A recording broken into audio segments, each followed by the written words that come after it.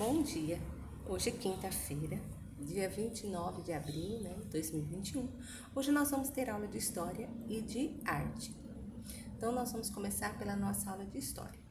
Para quem não fez ainda a avaliação online, procura estar fazendo, porque amanhã à tarde eu vou estar fechando, amanhã à tarde eu vou fechar, daí não vai mais ter como fazer. E as pessoas que não fizerem vão vir à escola para fazer presencial, tá bom? Então, procure estar fazendo. Agora, vamos abrir o nosso livro de História na página 21.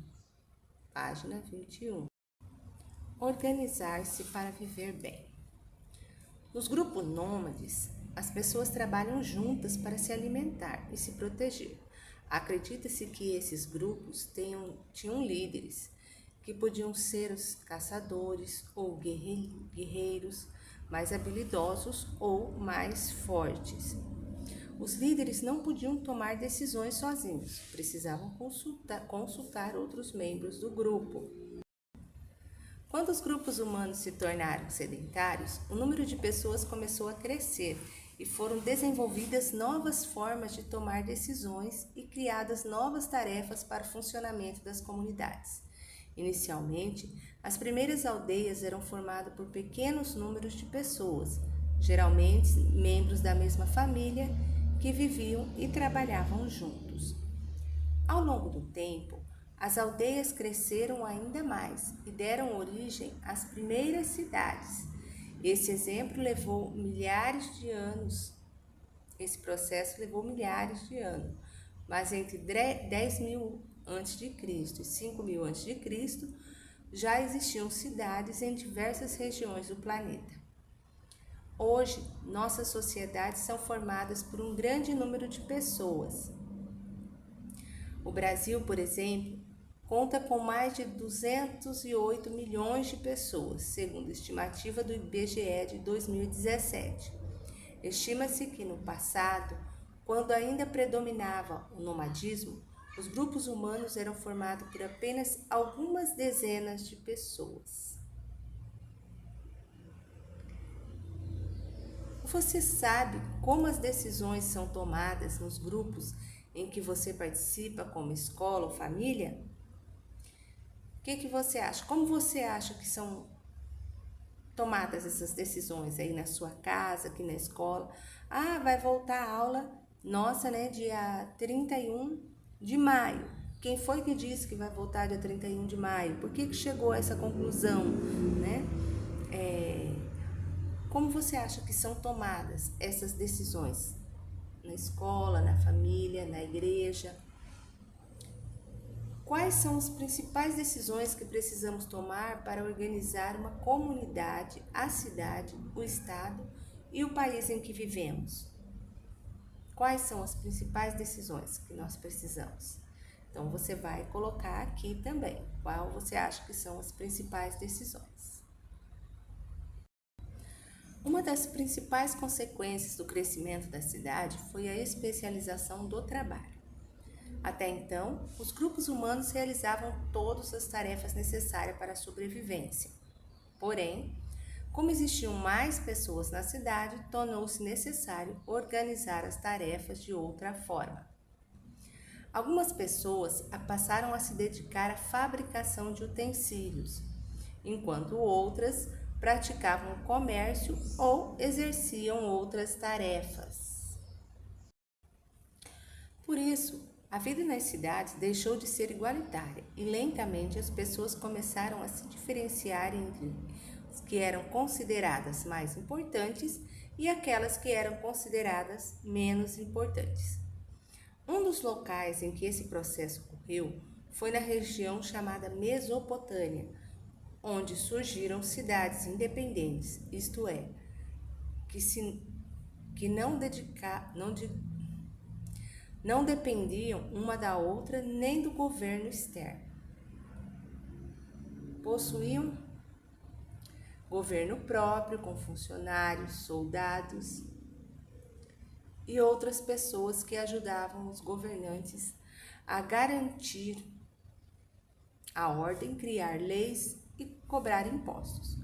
O governo é uma das instituições do Estado e tem a função de administrá-lo, decidir o que vai fazer, né, o que tem que fazer, como deve ser feito.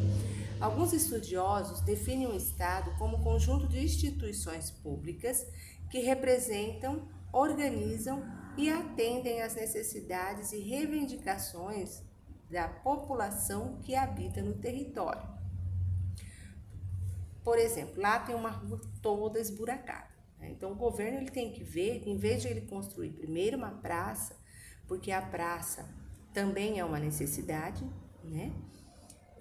Mas ele vai ter que primeiro arrumar aquela rua, porque pode ter buraco, na época de chuva vai juntar água, causar dengue, causar acidentes, né? Então ele tem que ver o que é prioridade e o que deve ser feito. Aqui nessa foto, você vai observá-la, né? E vai dizer como que você imagina essas construções eram feitas. E com o auxílio de máquinas motorizadas, você acha que tinha máquinas naquela época, como tem hoje, guincho? O que você acha? Como eles poderiam ser feitas hoje em dia? Olha só, como é que você acha que foi feita, né? Será que tinha trator, tinha maquinários? O que tinha naquela época? Como você acha que foi construído? E hoje, para ser construído, o que você acha que seria útil aqui?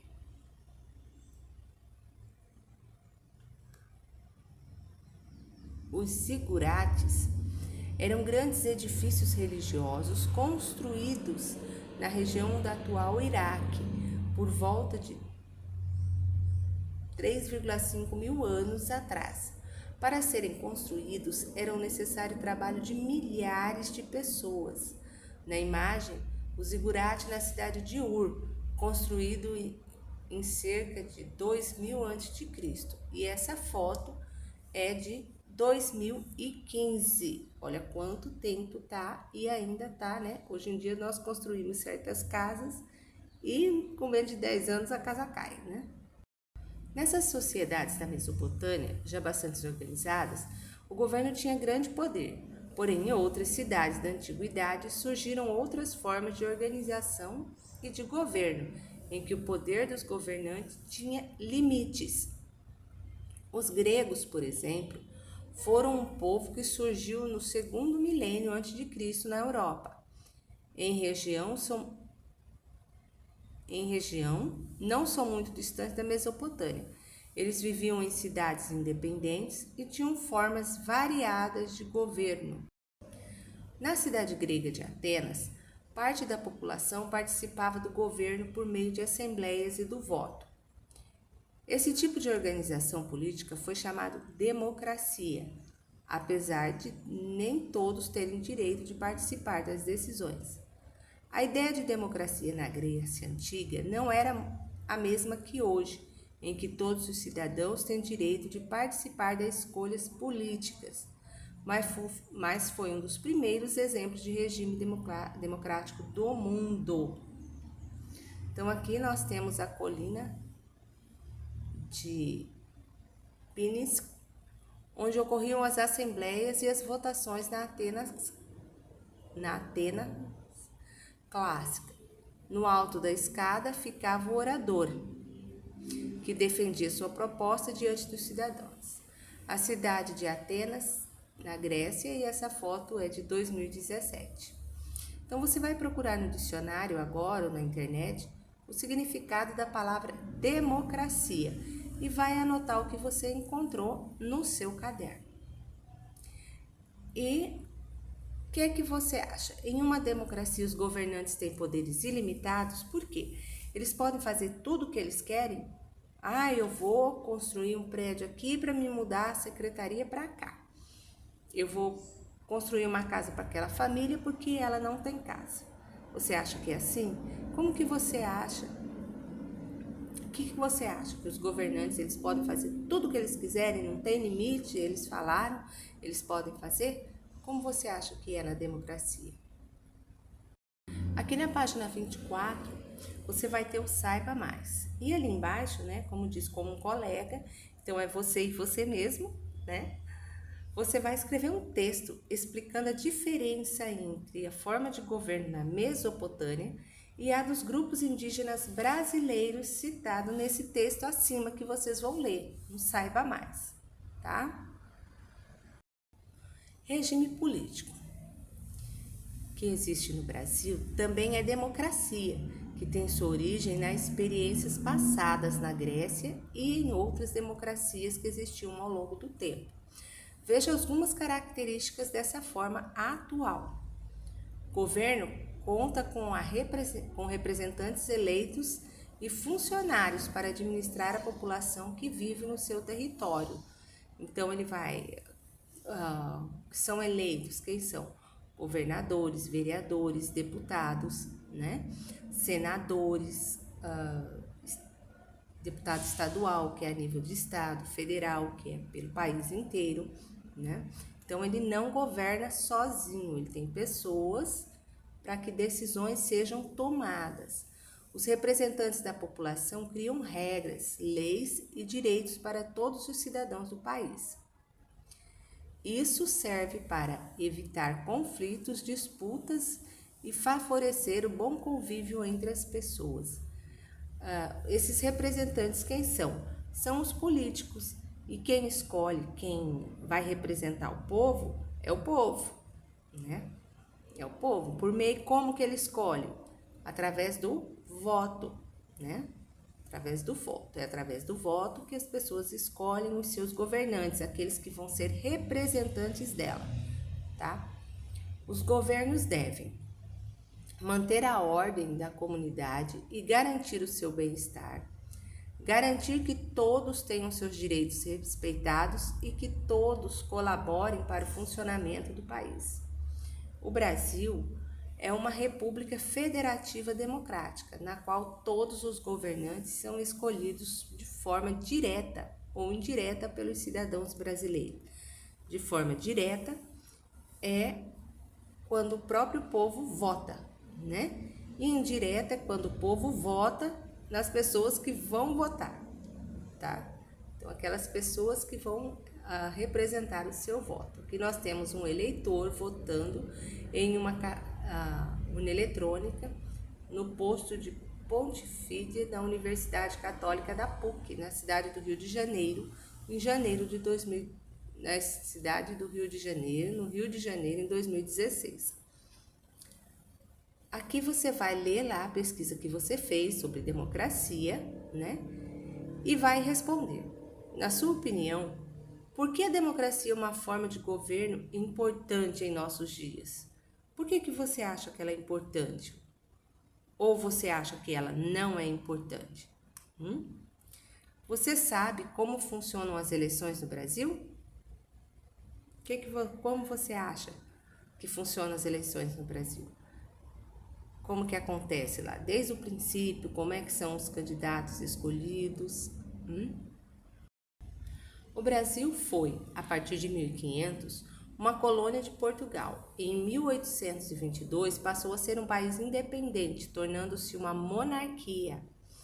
Desde 15 de novembro de 1889, o Brasil é uma república democrática, governada por um presidente eleito que deve obedecer à Constituição.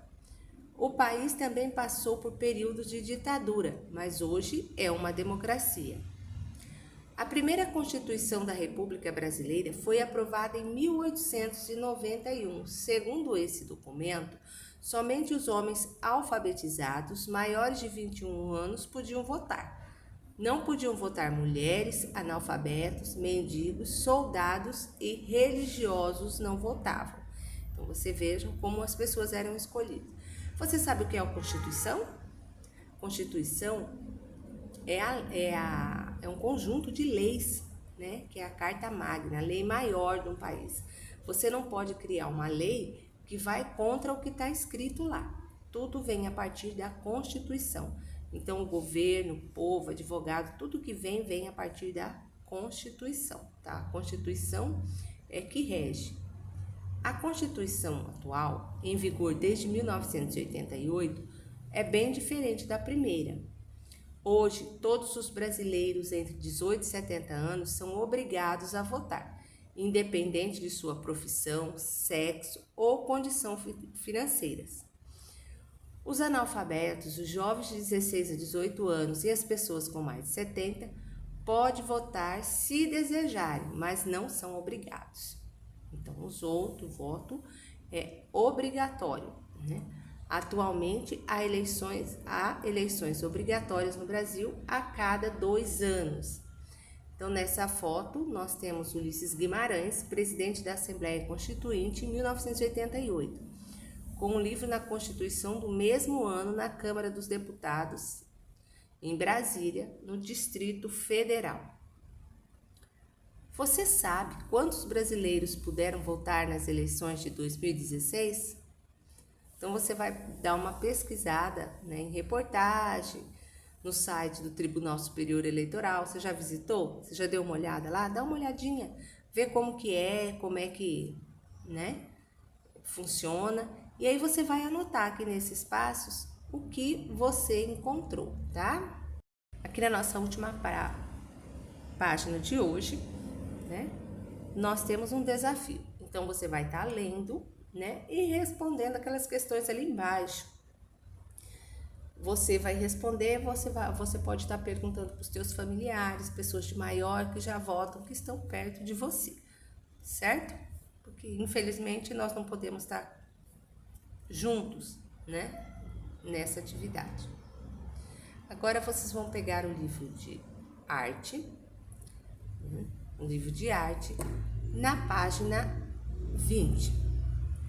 Então, aqui vocês vão estar vendo sobre a música indígena, sobre a voz, o canto, né? Como é o aparelho da nossa voz. E aqui não é só dos indígenas, né? Nós somos todos iguais. Todo mundo pode cantar, pois essa é uma forma de expressão de meio de comunicação para muitos, até uma atitude de libertação. No entanto, quando alguém se propõe a aprimorar o canto, precisa desenvolver algumas qualidades especiais na voz, né? Vamos conhecê-la? Ele precisa ter a afinação, ele precisa ter tonicidade. Então, você vai estar lendo cada um, né? Aqui você pode estar lendo, né? E pode estar escolhendo teu irmão, tua mãe, teu pai para cantar alguma coisa com você, né? Que é a atividade prática, que é aquilo que você vai colocar em prática do que você leu e aprendeu. Depois nós temos o canto ritual. Então você vai ler, né, que as pessoas do mundo inteiro cantam, né, e as características do canto indígena. No que o canto indígena é diferente dos outros cantos, dos outros povos. Então você vai estar lendo também, tá? E vai estar, né, vendo aqui, por exemplo, a marcação. Quando você escuta uma música, o som dos instrumentos é a marcação, né? Na cultura indígena, a marcação ela é feita pelo tempo da música, né? Realizada com os pés, né? Com a batida do pé no chão. Então, é isso que é contado. Ou com a palma da mão, ou algum outro barulho, chocalho, né? Então, tem sempre alguma coisa que marca, tá? Aqui nessa atividade prática, nós não temos como estar fazendo, como sempre. Aqui você vai estar vendo os instrumentos musicais indígenas, né? Como eles são feitos, né? O chocalho, o pau de chuva, o tambor. Você vai estar vendo cada um desses instrumentos. Aqui nós temos a flauta e o apito, o zunidor, olha só como é. E aqui você vai estar lendo também para saber mais sobre o assunto. Que assunto, prof? A música, o canto indígena. Aqui nós vemos que outros trabalhos da tribo Guarani, do povo Guarani, né? Então, eles fazem artesanatos, fazem colares, fazem cestas E, gente, é para ler o texto. A prof está explicando, mas a leitura cada um vai estar fazendo na sua casa, tá? Aqui nós temos um indígena, né, que é conhecido. Então você vai ler o que foi que ele está fazendo, por que ele é conhecido, né? Tudo isso. Aqui nós temos ampliando o repertório cultural. Aqui nós temos outro indígena, né, que é da etnia Macuxi, um artista contemporâneo que se expressa por meio de técnicas tradicionalmente são explorados pelos povos indígenas brasileiros, a pintura em tela. O que é contemporânea? Contemporânea quer dizer que é de agora, tá? Então aqui nós temos algumas obras dele, né? Aqui você vai ler a história dele, como é que ele começou, certo? O que ele fez, né? Depois nós temos uma outra tribo aqui, não peço para a professora ler esse nome que eu não consegui, né? Que ela é no Mato Grosso. Então você também vai estar lendo, vai estar vendo as tradições, o modo de vida dela, tá? Vai aumentar o teu conhecimento. Depois você vai ter a experimentação. Você vai ler, né? Vai ver como fazer uma apresentação, né? Então isso você só vai ler, porque infelizmente nós não temos como formar um coral, né? Quer dizer, estão formando corais online, né? Mas a prof não sabe como fazer isso, né? Nós nem vamos inventar, tá? Então, e depois você vai ter o que você aprendeu de artes nesse capítulo. Então essa foi a nossa aula de arte de hoje, tá? A prof procurou explicar aqui para você, né? E você vai estar lendo o conteúdo e entendendo melhor. Qualquer dúvida, entre em contato com a prof, tá? E na aula de arte de hoje, o que eu quero? Você vai fazer um áudiozinho dizendo para a prof o que foi que você aprendeu na aula de arte de hoje. Eu estou guardando as atividades, tem muita gente que não está fazendo, né? E eu preciso que vocês mandem, porque a nota de vocês vem daí, tá? Aguardo o contato de cada um. Beijo no coração de vocês.